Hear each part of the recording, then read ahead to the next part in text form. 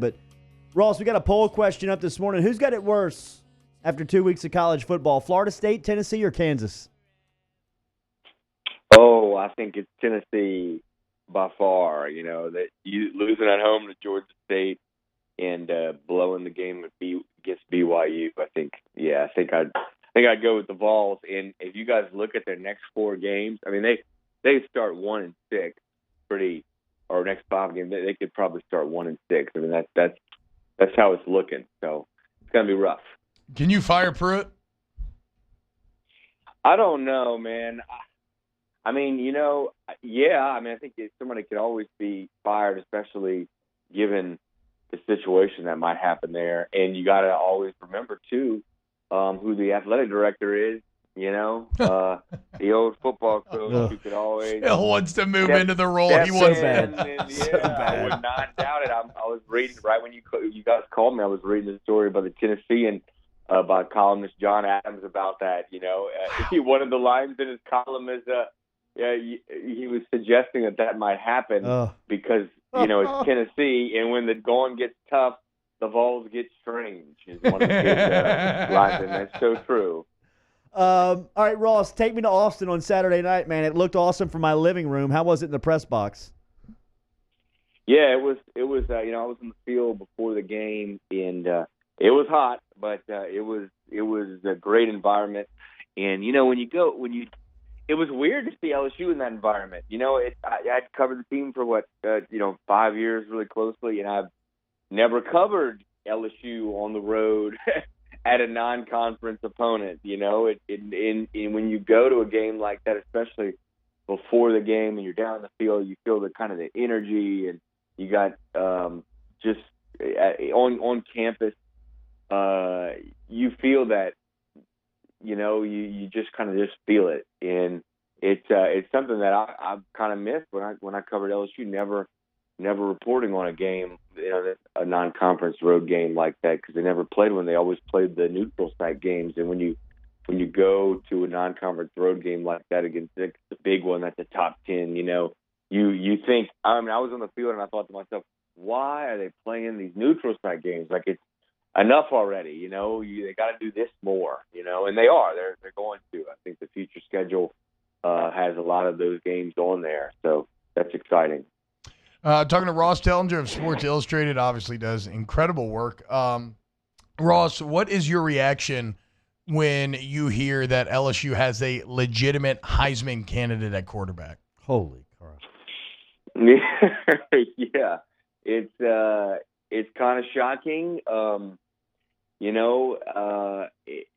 Just in the past, we've all seen LSU have every now and then have a decent quarterback. I mean, it has happened. It just, and T-Bob, this, in the offense that they run, even with a good, strong quarterback like Mettenberger was a good example, and he did throw for a lot of yards and stuff, but he didn't quite do enough. Yeah. Like no quarterback could ever do enough in LSU's offense to win the Heisman, because they just didn't get enough opportunities. And I think we saw Saturday that this offense is going to give Joe Burrow all the opportunities he could want. There was a defining moment in that game for me that told me more than anything else that LSU's offense had changed, that Joe Burrow was going to get every opportunity to have put up Heisman numbers, and that was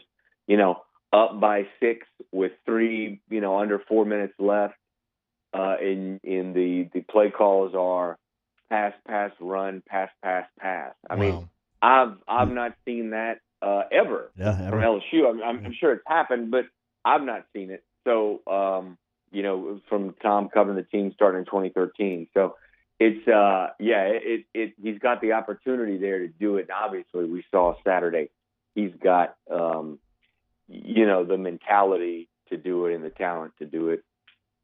Deli, Ross Dellenger from Sports Illustrated joining us every Monday morning here on Off the Bench. Great write-up last week about the coaching search with LSU that came down to Orgeron and Herman. Would have preferred if we could have broken it down here on OTB and not after further review in the afternoon. Wow, okay, let's air it out. Let's air out the dirty laundry here. Just the weekly here, bro. We did have you on that morning. You could have said you had a great article coming out.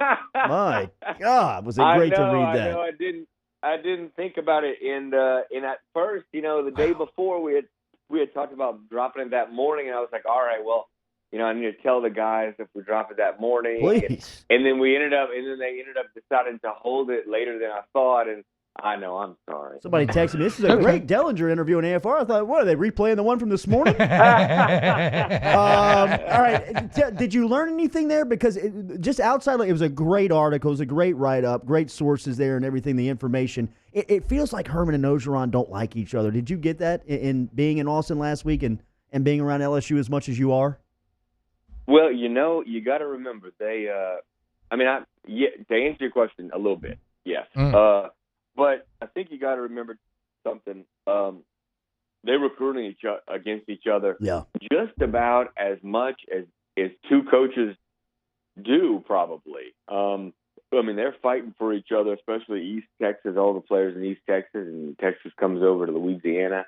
Outside of maybe Jimbo, I don't know if Ed recruits against somebody more regularly than Tom. So you got to keep that in mind. Tom's comments about Ed were, I don't know what the right word is, just a little more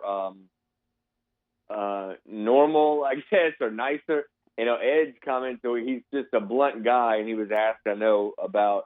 And he said something like, I don't think I've ever even shook his hand. I guess it's kind of typical Ed, but it was a little more spicy of comments from Ed.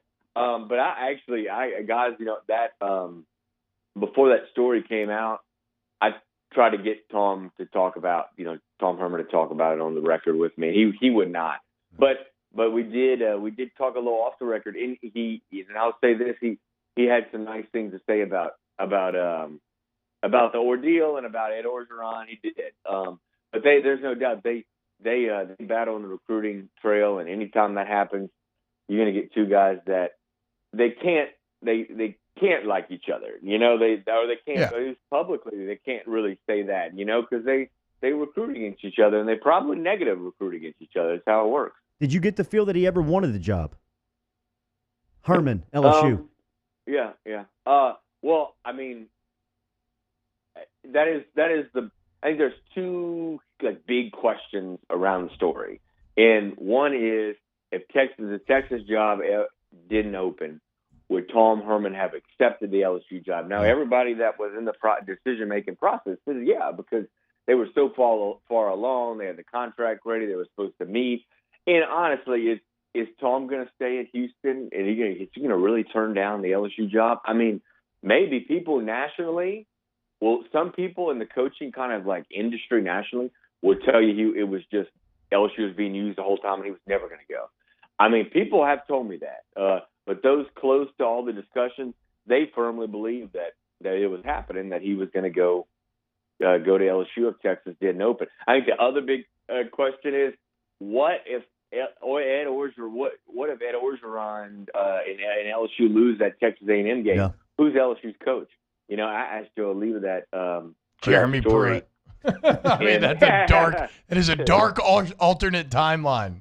And he had a 5-second pause and said, I really don't know. And a lot of people around the university would have probably, Fedora was up there. You saw the list of candidates, I know, and none of them are special. And that's why they ended up going in a lot of ways with Ed. Because you saw the list of candidates. I've put them out there in that story. And Jordy, you asked, the original question was what was surprising to you about that story. And one of the surprises was the list of candidates. I knew a lot, probably 80% of the things that are reported in that story at the time being a beat writer. I couldn't report a lot of it, and I didn't have it on the record.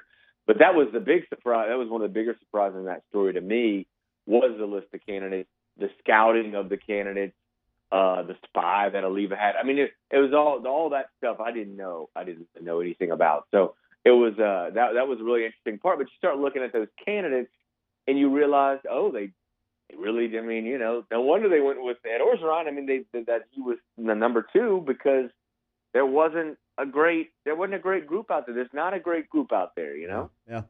All right, Ross, one more one for the game Saturday before we get you out of here. Why do you think it is that when we talk about this LSU team, Justin Jefferson's name almost never comes up, but he is clearly the best receiver on this team?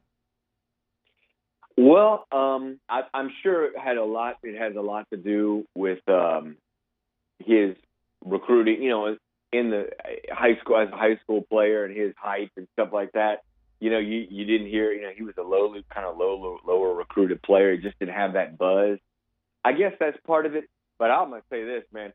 I thought the best player on that football field Saturday was Jamar Chase. My goodness, I was just blown away by like 3 of the catches he made, the speed he has, the routes he runs. My goodness, I was just shocked by him. But I'm going to tell you, Justin Jefferson, all he does is get open, man. Every time I look up, he's wide open. So, and then he broke the tackle at the end. So here's the thing. I think Hunt Palmer tweeted this, and it's a great observation.